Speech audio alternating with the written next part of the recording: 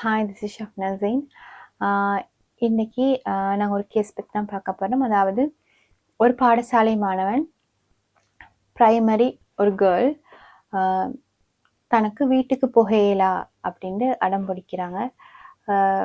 போகிறதே இல்லை, எவ்வளோ சொல்லியும் என்ன சொல்லியும் போகிறாங்கல்ல, ஸ்கூல் விட்டும் அப்படியே ஸ்கூல்லே இருக்கிறாங்க. ஸோ இது பிரச்சனையாக கேஸாக வந்து விசாரிக்கிற நேரம் என்ன தெரிய வருதுன்னு சொன்னால், அவங்களோட பேரண்ட் எப்பயுமே வீட்டில் சண்டை போடுற பேரண்ட்ஸாகவும், தேவையில்லாத வார்த்தை பிரயோகங்களை கொண்டு கதைக்கிறது, தேவையில்லாத பாவனைகள் வீட்டில் காணப்படுது. இப்படி நிறைய இஷ்யூஸ் அந்த வீட்டுக்குள்ள நடக்கிற சந்தர்ப்பங்கள் இருக்கு.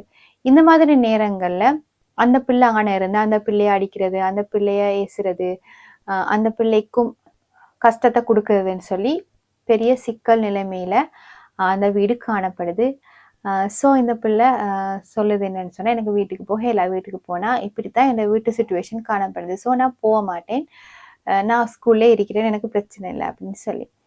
அப்போ உண்மையாகவே நாங்கள் யோசிக்கணும். இந்த கேஸ் ஒரு பக்கம், இந்த இஷ்யூவை நாங்கள் எடுத்துக்கொண்டா,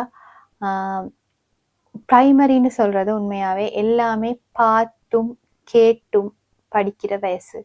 அப்போ இந்த மாதிரி ஒரு பிள்ளை வீட்டில் இருக்கிற நேரம் எங்களுக்குள்ள என்ன பிரச்சனை இருந்தாலுமே, ஹஸ்பண்ட் அண்ட் ஒய்ஃபா ஆஸ் அ பேரண்டா எங்களுக்குள்ள எந்த பிரச்சனை இருந்தாலும் நாங்கள் அதை பிள்ளைகள்ட முன்னுக்கு டீல் பண்ணுற நேரம் கொஞ்சம் பொருத்தமா நிதானமா நாங்கள் முறையாக அந்த விஷயங்களை பேசி கதைச்சி தீர்வு எடுக்கணுமே தவிர, எங்கட அந்த நேரத்தில் வர கோவங்களை ஸ்ட்ரெஸ்ஸை நாங்கள் முறையில்லாத வகையில வெளிப்படுத்தினா அதோட பாதிப்பு எங்களுக்கு மட்டுமில்லை, அந்த பிள்ளைக்கும் பிள்ளையோட ஃபியூச்சருக்கும் தான் போக போகுது.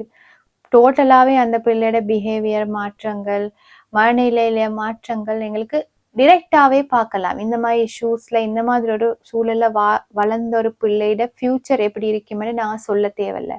ஏன்னா அந்த அளவுக்கு மனநிலை பாதிக்கப்பட்டு கஷ்டப்படுற ட்ரோமாவை அனுபவிக்கக்கூடிய பிள்ளைகளை உருவாக்குற வீடுகள் தான் இப்போ பெரும்பாலும் காணப்படுது. ஏன்னா பேரண்ட்ஸ் யோசிக்கிறது இல்லை, தனக்கு ஒரு சின்ன பிள்ளைக்குது, அந்த பிள்ளை பாவம், அந்த பிள்ளை இதெல்லாம் கேட்டு கொண்டிருக்குது, அந்த பிள்ளை இதெல்லாம் பார்த்து கொண்டிருக்குது, எந்த உணர்வும் இல்லாமல் தான் பேரண்ட்ஸ் பிஹேவ் பண்ணுறாங்க. அவங்களோட வார்த்தை பிரயோகங்களும் சரி, அவங்க சண்டை பிடிக்கிறதும் சரி, மற்ற விஷயங்களை யூஸ் பண்ணுறதாகட்டும், எல்லாமே வந்து சர்வ சாதாரணமாக அந்த பிள்ளைகளோட முன்னுக்கே நடக்குது. சின்ன பிள்ளை தானே தான் நாங்கள் நினைப்போம். ஆனால் உண்மையாகவே அந்த பிள்ளை எல்லாத்தையும்